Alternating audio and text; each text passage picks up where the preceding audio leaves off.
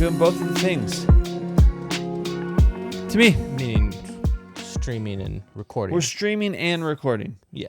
I press the button to stream, then I press the button to record. They're both lit up. It means we're doing the things. Well, To me. to me. Alien, comma, Earth. God. Cut.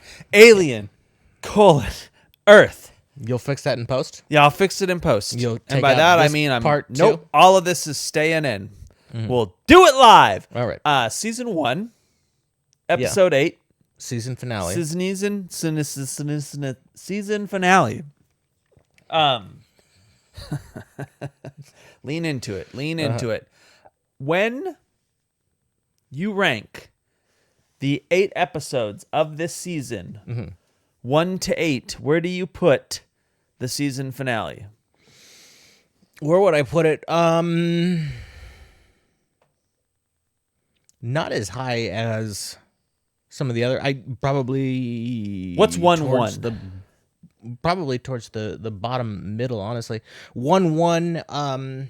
I really liked the bottle episode of them in the spaceship. I think that's the winner, hands down. It's the best up by a long shot. And I don't think that's just because we have so much nostalgia wrapped up in the Alien movie, so it's hitting those nostalgia buttons for us. I think that was the best one. And then I really liked the episode after that as well, when they're putting all the pieces together. I thought they framed up the chessboard for a very interesting final 2 episodes.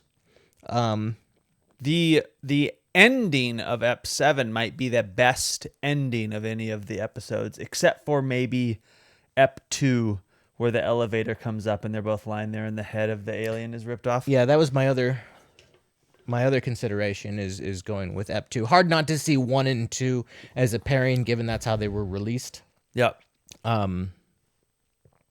So I guess I would pick Ep 2 there if I had to just select one of them. But I think those would be my top 3 in some order. Yeah, I think to me by far that the miniature movie that is that bottle ep is pretty phenomenal, and he's flexing some muscles during that.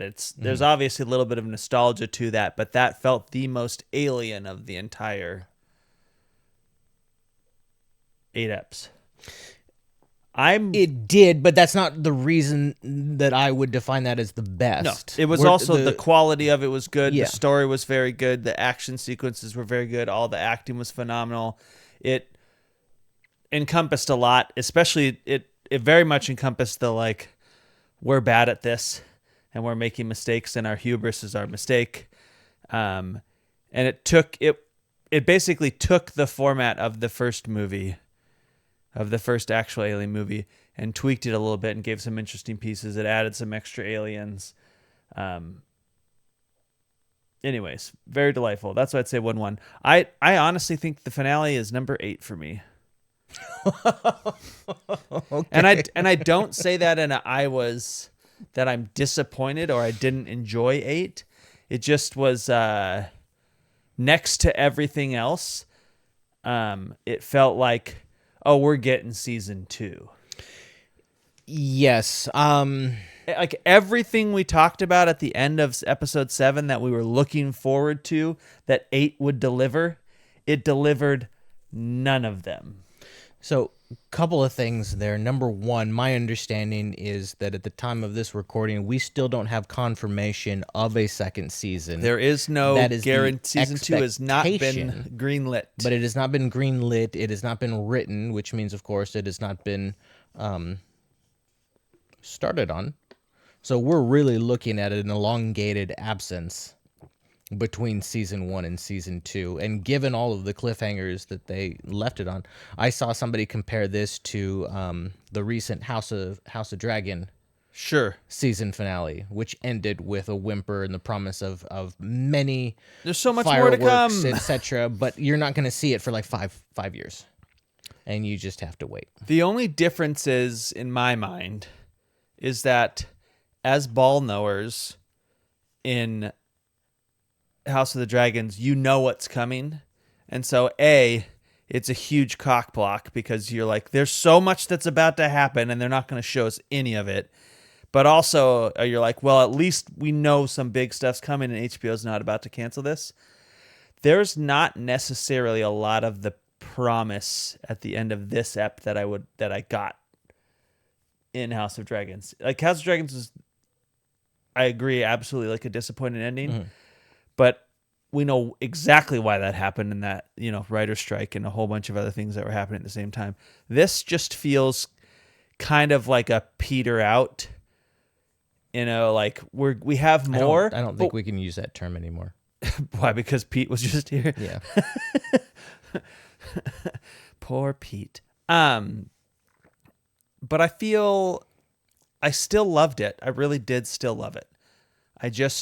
It didn't end in a way that was so cliffhanger that like, oh shit, season 2 is going to be off the hook. It didn't even end in a way that like you knew the direction season 2 was going to go. All we know is that he took the title, which is The True Monsters or The Real Monsters, I believe. The Real Monsters. And ended the ep with who's the real monster now, right? And that's the only promise is like, oh, us kids and the monster are in charge now. But it didn't really end with they had an idea what they were going to do. There was no real revenge. It was just the animals are no longer, the animals are in charge of the zoo now. You're in the cage, not us. Agree. And now to have what will be maybe a 3-year wait. Like that 3-year wait between it's Severance, definitely season 1 and season 2 was rough. It's definitely going to be big for cliffhanger and had a plan. It's going to be big for the wait is going to be big for quite a few reasons. 1, they haven't written anything. 2, it hasn't been greenlit, and 3, he's a very busy director and writer. Like he probably has 4 other projects in work right now, and I don't think you could do it without him. Yeah. You shouldn't at least do it without him. So I think getting into season 2 is going to be a little bit of a slog. I think we're going to because of how this ended. Yeah. Specifically. I don't think we're going to hear about it being in production until mid-2026. So that's going to be tough. But, I mean, we're in the same boat with Peacock's Day of the Jackal. They basically did the same thing where season 1 finished, cliffhangered, or not necessarily cliffhangered, but continuation. And they basically had no green light yet on the second season. Now it's green lit, but it has all sorts of production delays. So we'll see when that ever comes out again. I'm a little more excited about this than I think Day of the Jackal, even though I absolutely love Day of the Jackal. Yeah. But I feel like Day of the Jackal had an ending. This didn't have an ending. All the things that we were looking forward to from the finale, whatever justice was going to happen to Boy Cavalier, alien versus alien possible battle, who was going to kill Boy Cavalier, who was going to die between Morrow and Kirsch. We did get the Kirsch versus Morrow battle at least, which was the absolute highlight of the episode, if you ask me. We got quite a bit of alien killing soldiers, and that's always fun to see. It does they almost start codaing it though, where they just do a quick shot of a room and they all die, and then you're like, yep, that's the alien. The alien did the alien thing. Yeah, there is a point where the alien is no longer a suspenseful attack and just it goes and it kills. Of course, we're going to compare this to the movies. The end of this season kind of seemed like the middle point in the movie where it shows the alien just ripping through a bunch of guys, and then the protagonists have to regroup, and then we get some emotional, maybe deaths, payoffs, catharsis, etc. We did not get any of that in this season. There wasn't a movie arc. And of course it's TV, but it's a season of TV. You kind of expect some degree of closure, finality, stakes. I mean, when we're talking TV that's told in 8 eps and 10 eps, so like that's our typical season now. I think you have to. Especially if you're going to take 3 years off. Yeah. If you're going to you do something like Stranger Things where they're going to take 3 months off, okay, maybe you can leave us with that type of coda feeling because you're going to pick it up 90 days later, no big deal. But in this case, 3 years, we are not really going to be picking up on all of the nuances and as good as it is, like the interest will peter out over that time. exactly. Pretty hard unless it comes back like with it'll peter out Naturally and because of this ending. Yeah. My last question before we actually just run through the app, because I realized we just completely skipped even what happened in the app. Who do we root for? If season 2 comes back, like who are we rooting for? Because a lot of like for the majority of the story, you have the characters you're rooting for. They throw a little bit on his head by making Joe not really the hero, and even though he has like the moral high ground in what he's trying to do, if you will, and he has good intentions, he's not really like very good at taking into account what Wendy actually wants or what Marcy actually wants. But now we have this point where like, okay, if they're the monsters, but also everyone else in the cage are also monsters, who do we root for? Who are we behind in season 2? Well, I think I asked this a couple of episodes ago about who is our protagonist, because normally your normal story protagonist is really being split up into a couple of different roles in this show. Joe, the brother, is our audience surrogate. He's the guy that we are supposed to most closely identify with and understand supposed to the feel world the fear of being a through human. his eyes. I think Wendy, up until this point, has been the one that we're rooting for the most. She is the morally ambiguous character. Not even ambiguous. She's the innocence, if you will. So I think, and it's not lost on me that they're brother and sister, so the twin sides of that protagonist view. I would still say that's probably it. I know you're going to be rooting for Eyeball Guy. Ooh, always. That was the closest version at the end that we'll talk about. That the closest to an actual cliffhanger that actually I'm more excited about. That's what the cliffhanger should have been. Not what's going to happen to all these people in the cage. It's, we still have this eyeball on the loose. And that's kind of how they played it. But I think they even played that before the ending. And that should have been the ending. That should have been the coda to the episode. I'll give you an alternative that throws the whole alien universe on its head. And that's maybe we were rooting for Wayland Yutani. To capture everything. To limit the outbreak, if you will. Don't we have too much baggage with them in the subsequent? Absolutely, and I think that's why if they do it well, I think that would be the most interesting version of it. I don't think that's what it's going to be. No, I don't at all. Just the way that they've framed up Boy Cavalier and the other folks who are in charge. Boy Cavalier is obviously not the hero. Yeah. I don't think we can root for him. No, but I think pretty much everybody on that level, the people in charge of these trillion-dollar corporations, are the bad guys. Yeah. And they are thoughtless, incompetent, greedy, power-hungry. It does seem to be Noah Hawley's reflection of his experience in the world in these uncertain times. So I would be very surprised if we are rooting for a corporation at any point during season 2. It's interesting because like we've talked about how the alien is is the morally neutral creature, right? And it's actually a funny comparison because a common meme on the internet right now is like sharks and dolphins, and how a shark can't be. It's often portrayed as a morally bad, as a bad guy, but a shark being a fish doesn't really have the intelligence to make a moral decision. So a shark is at worst a morally neutral character in an arc. It just wants to hunt to eat, right? Whereas dolphins have like the ability as a mammal to make decisions and do things for enjoyment, including sexual assault. And so often portrayed as this hero character is the one character that is capable and has exhibited behaviors that make them a morally bad character. And I think that's what's interesting about, we always want to root against this alien, but the alien is a shark, right? Like it's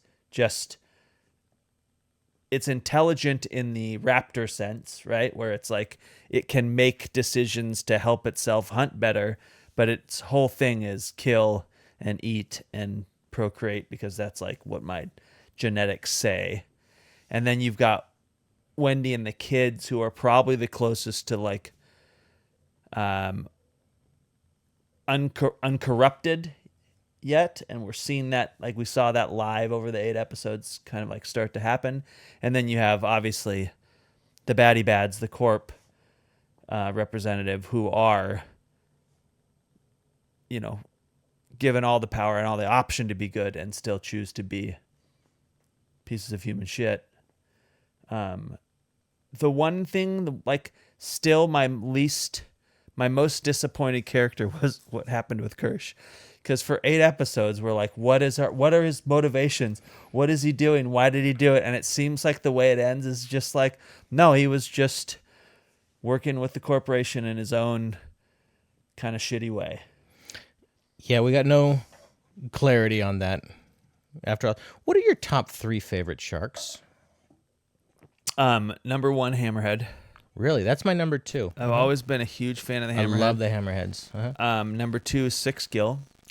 Which we only have out here, and it's super rare, and it's I guess I shouldn't say only, it's often sighted here, but it's one of the sharks that stays super, super deep, but sometimes it shows up in West Seattle on like the 3 coves there. Sometimes when you're diving, you can see the 6 gill shark, and it's one of the more like ancient sharks. I mean, all sharks in general are pretty ancient creatures, but it's one that's like, because it stays so deep, they think it's like very related to, like, it has not evolved much over time. And then probably either a tiger or a bull shark. So no great white. I'm terrified of great white sharks. Great white's got to be number 1. They're awesome.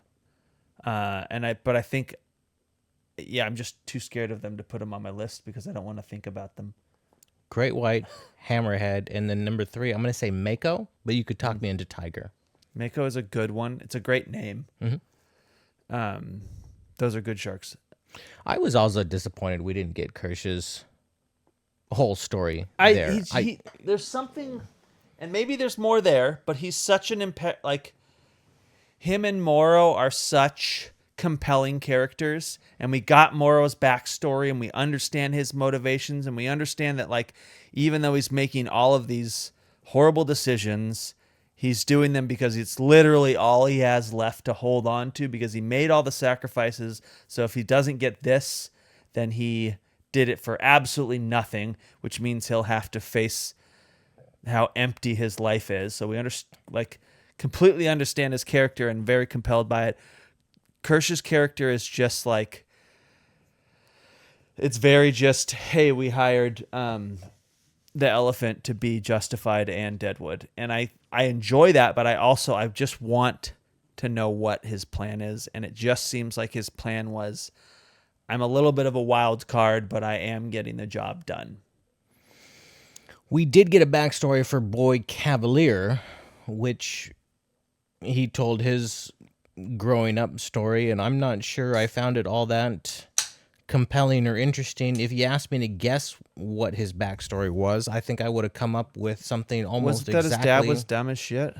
Yeah, and he built his first synthetic at 6, and it turns out to be Atom, and he this kills his synthetic dad. kills his dad, and right. He's been a mini pants ever since. The moral backstory was very interesting. It absolutely informed the character and the choices that character was making, especially during our favorite episode. The backstory for Boy Cavalier, I felt, brought no additional insight to his character. We pretty much guessed exactly where he had come from and what he was doing. Yeah, I'd be more thrilled with Boy Cavalier if they just didn't like give him a backstory. They didn't give him the tragedy. Like I as much as it seems like a cheap cop out that he was like, I just want to talk to someone as intelligent as me. I kind of liked that as a driving. I did too, and that's what I'm saying. It's like we didn't need the story. No, we didn't need the like, oh, I'm broken. There was nothing in that backstory that gave us additional insight to his actions and choices. I think the only way that would be interesting is if they had done the like Joker Dark Knight thing where he just keeps telling stories about how he got his scars or how he grew up, and it's just him being an absolute psychopath fucknut who like is just like telling a different story about why he's the way he is. I think that would have been that would be the way to play that. But I think it like if that's really just the story is that he made a synth and it was his best friend and his synth killed his dad because he told it to, then it's kind of I don't know how that motivates him to do any of the things he's doing. No. Because like the only like if that's your story, then like I guess the like twist or his motivation at that point would be like trying to bring his dad back. Right? Or you know what I mean? Like that would be the compelling version of that to me would be like, oh, he's like trying to make up for this mistake that he made because he really just wanted his father's love but never got it because his dad liked sports and he was a dork. But instead it's just like I killed my dad and I don't care. And if I was being generous, I do think this is a very political show. I think that goes into showing that at the end of the day, Boy Cavalier, this tech lord, is just a broken, dumb, basic, just a broken toy guy. But I felt like in the episode, in the telling of the story, it was imbued with a little bit more oomph. That we were supposed to glean something out of, that it was supposed to be a mirror into his psyche rather than just sort of a bit of a takedown of being so boring. Right. I agree, but I also if I do give the writer more credit, one thing I did also think of that story as in a better way was a desperate attempt at him to get sympathy, realizing he was losing the high ground. Mm-hmm.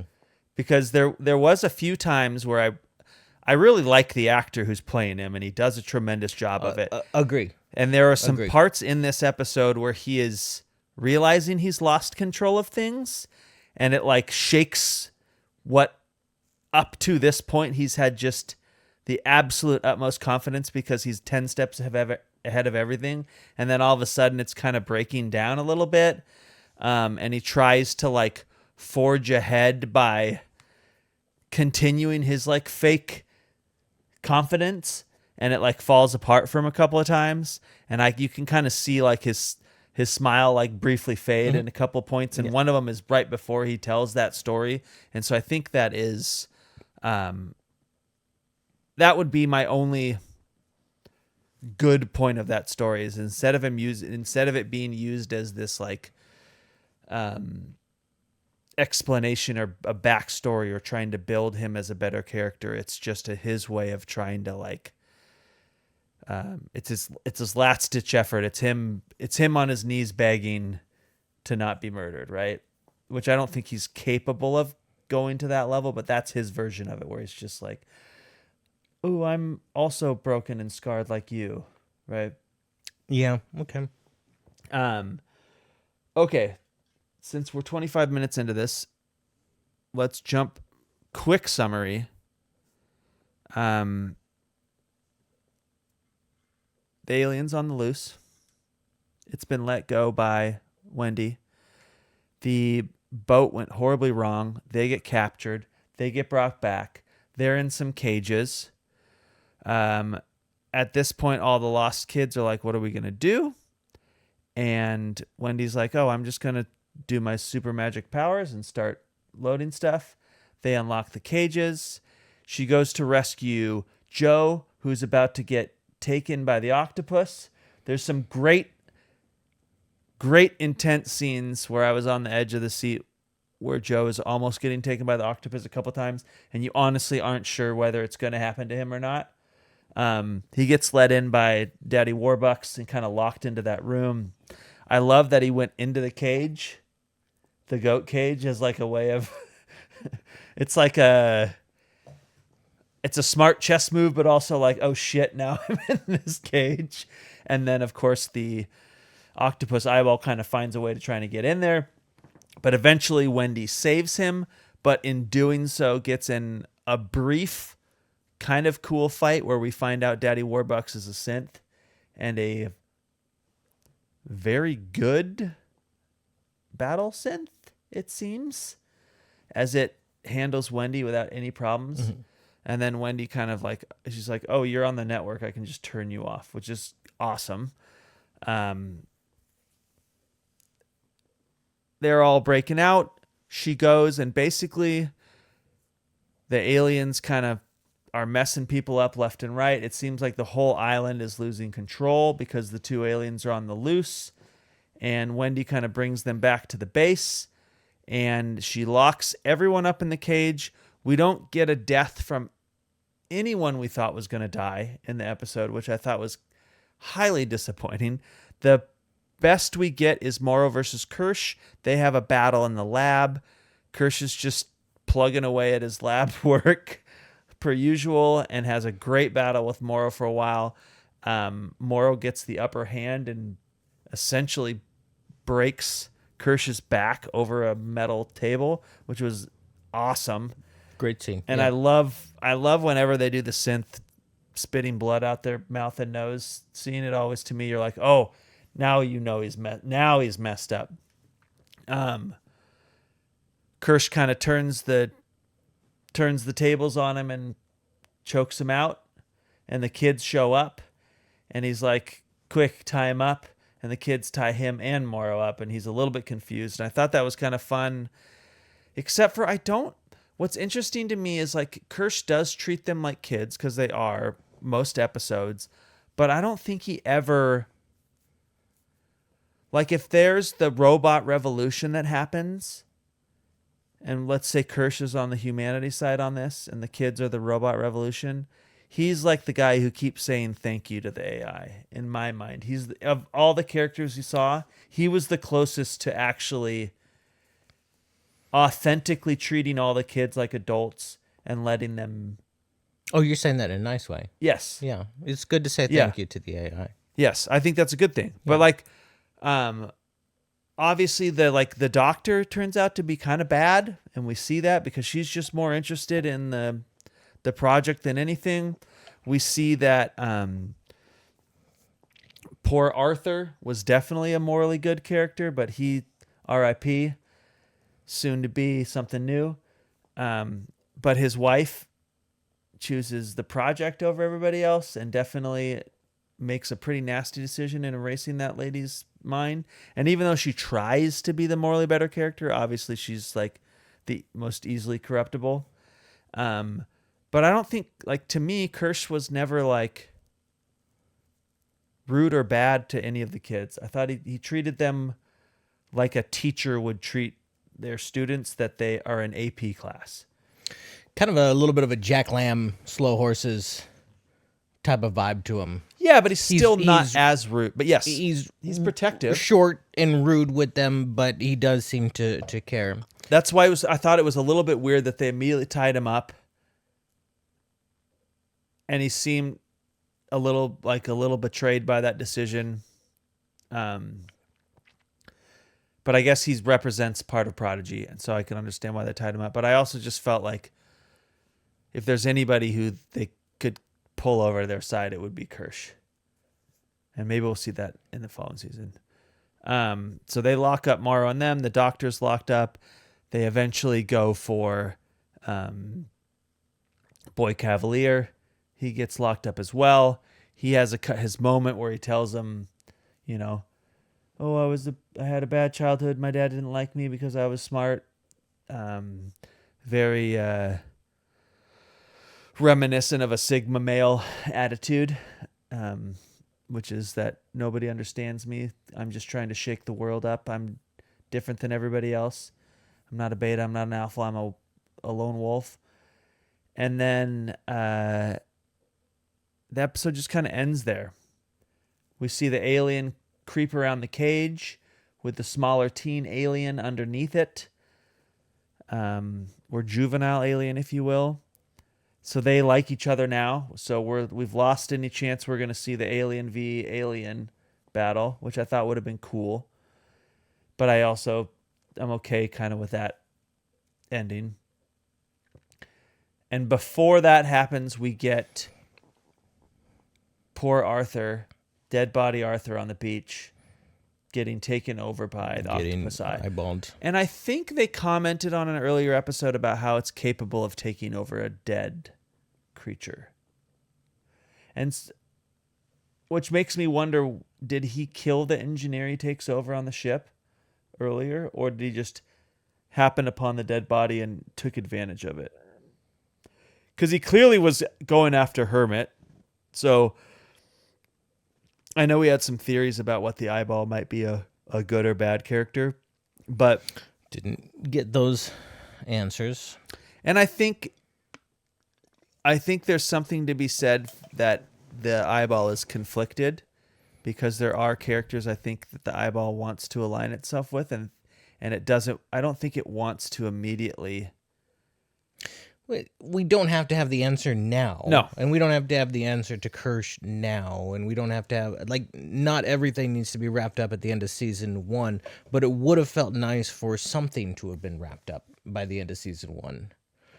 In the season finale, we really don't get any.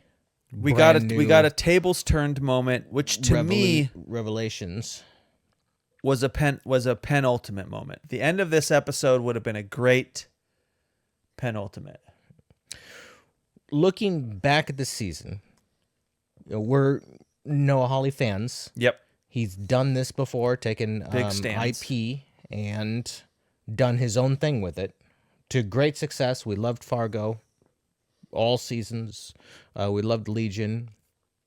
This one, I think his biggest deviation, the biggest swing, was the children in the adult bodies, the Peter Pan type of storyline. And I think we talked at the end of episode 2 of Ace, episode 1 of our coverage, that, boy, it's going to be interesting to see how that unfolds. That feels very tonally strange in the world of Alien. Right. Now we've had 8 eps of the Peter Pan storyline. Let me get a temp check. I think it's been used effectively when they show when Slightly's story and who's his best friend? Slightly and Smee. Their storyline, when it's showed as a way of them kind of losing their childhood in 2 different ways, losing their innocence, it's done effectively. I think it's done effectively in a message of, we commonly underestimate kids' intelligence. And so I think that's kind of what we're getting towards at the end there, is that, like, you have to let children grow up. You have to let children figure some of their stuff out on their own, and they do a little bit too much hand-holding and a little bit of underestimation of them. I still don't know what Curly's deal is going to be, because she definitely was the easiest to manipulate, but I think we just kind of dropped that storyline. The closest we got to that was she just said, "Oh, I'm happy here." Like, this is the best place I've ever had. But she's clearly on their side now. Noah Hawley gets the Alien franchise. He gets the green light to make a TV show of it. What was it about Peter Pan that he says, I need to bring Peter Pan into this? I do wonder where he got the Peter Pan idea. I completely understand the immortality, because that is like the constant underlying tone of all the Weyland-Yutani stuff, is that they're trying to live forever, and they're trying to discover the origins of life of the xenomorph so that they can... Oh, fuck. That's me doing engineering. Now I'm the engineer. It's the producer. Now I'm the producer. Shout out to Micah for being the producer today. So you're the engineer and I'm the producer. Yep. And That sounds producer's good. better, right? It is. Yeah. It is. And typically the same thing, but yes. Not in this case. Are you also going to be the editor this time too then? No, that's an engineer's job.